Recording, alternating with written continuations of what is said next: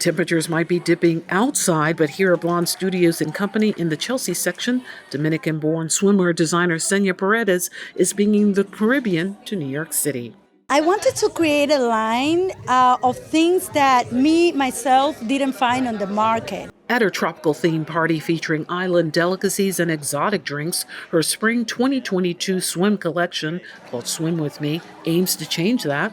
Behind the scenes, as her models prepped for the runway, we caught up with Paredes. I always go through hell trying to find a swimsuit that is going to be different, beautiful, that it's going to allow me to celebrate my curves, my personality, and I didn't find it on the market, and I know that just like me, there's many women out there with the same trouble. Here's model Georgia McQuillan's take.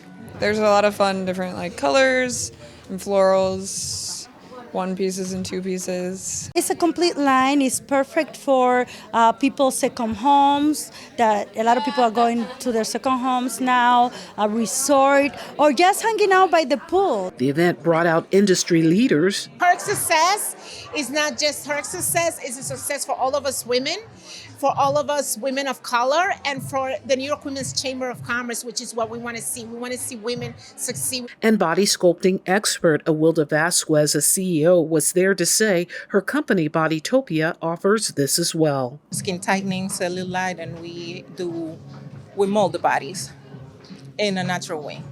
For Paredes, whose mother was the town seamstress in the Dominican Republic and whose aunt, who, upon seeing her sketches, called her the next Oscar de la Renta, she shared the evening is a true fulfillment of that hope.